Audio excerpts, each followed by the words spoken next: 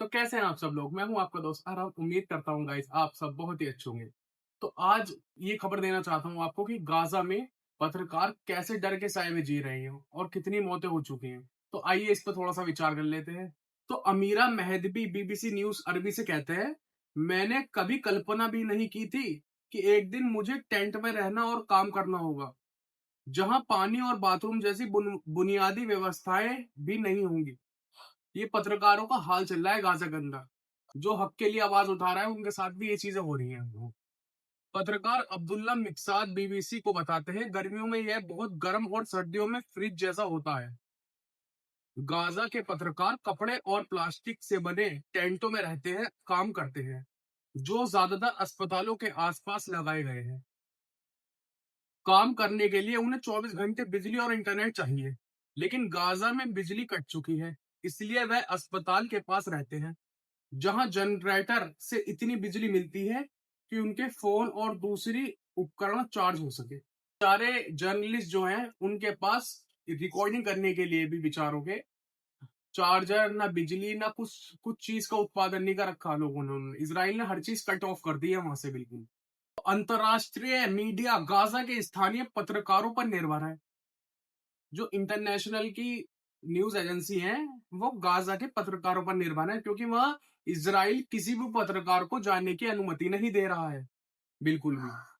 Media Gaza में काम करने की मंजूरी नहीं दे रही है, सिवाय कुछ एक मौके पर जब विदेशी पत्रकार इज़राइली सेना के साथ होते हैं, तभी उन्हें गाज़ा में एंट्री मिलती है। मतलब इज़राइल के लोग या इज़राइल की मिलिट्री या उनके पत्रकार जो भी लोग हैं, वो उन विदेशी पत्रकार के साथ जाकर गाज़ा के अंदर जब रिकॉर्डिंग कर सकते हैं। युद्ध की कठिन और खतरनाक परिस्थितियों के बावजूद गाज़ा में पत्रकार लगातार घटनाओं के कवरेज कर रहे हैं। लेकिन वह अक्सर तब तक तस्वीरें और वीडियो नहीं भेज पाते जब तक कि वह अस्पतालों के पास बने टेंटों में वापस ना आते, जहां उन्हें थोड़ी बिजली और इंटरनेट कनेक्शन मिल पाता। उनके पास इंटरनेट है नहीं है, बिजली नहीं है, तो वो बेचारे कहाँ से अपलोड करेंगे वीडियो? क्या हाल दिखाएंगे गाज़ा का वहां पे वो लोग?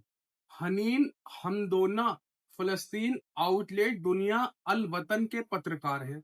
वो बीबीसी सहित अंतर्राष्ट्रीय संगठनों के साथ भी काम करते हैं। वह कहती हैं, अस्पताल के पास रहने में हमारी कवरेज में भी तेजी आती है। हम घायले मृतकों, अंतिम संस्कारों और इंटरव्यू को सीधे कवर कर पाते हैं। हालांकि अस्पतालों के पास रहना पत्रकारों की सुरक्षा की गारंटी नहीं है। पत्रकारों की गारंटी भी नहीं दे रहा इसराइल कि पत्रकारों को हम कुछ नहीं करने के, तो वो सिविलियंस को निशाना बना रहा है, सबको पता है कि अस्पताल के पास इसलिए रह रहे हैं ये लोग पत्रकार, ताकि वो एकदम कवरेज कर सके उन लोगों की जो मृत घायल हुए हैं इसराइल के हमले में। इसराइल के हमले में इतने लोग घायल हो रहे हैं। इसराइल गाजा युद्ध अक्टूबर 2023 से जारी हुआ।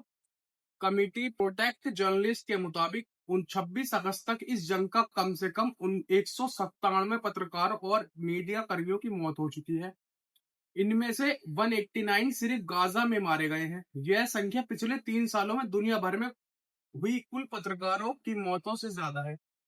मतलब जितने ज्यादा पत्रकार पूरी दुनिया में कहीं नहीं मारे जाते, इतने पत्रकार गाजा में मारे गए हैं। पूरी दुनिया में संख्या नहीं है किसी देश में कि इतने पत्रकार मारे गए हैं। गाजा पट्टी में लगभग 2 साल से लगातार हत्या, भूख, डर और विस्थापन के बाद मीडिया कवरेज की जरूरत बनी हुई है। पत्रकार लगातार काम करने से थक गए हैं क्योंकि उनके पास चीजें नहीं है, फैसिलिटीज नहीं हो पा रही है, इंटरनेट नहीं है, उनके पास बिजली नहीं है, पानी नहीं है। तो आदमी कहाँ से कवरेज करेगा? जब शरीर में ताकत होगी जब तो कवरेज करेगा वो भी। इसका मतलब यह है कि उन्हें मिलने वाली सुरक्षा, बीमा और संसाधना अधिकार पत्रकारों से बहुत अलग है। तो कैसी लगी आपको मेरी ये छोटी सी न्यूज़? मेरी पहली बार सुनाई है आपको न्यूज़, तो मैं मुझे ऐसे ही सपोर्ट करते रहें और सच्ची खबर मुझसे लेते रहें और आपको सच्ची खबर ही दूँगा आगे से इस चैनल पर। तो आप मेरे इस चैनल को सपोर्ट करें guys. Thank you so much.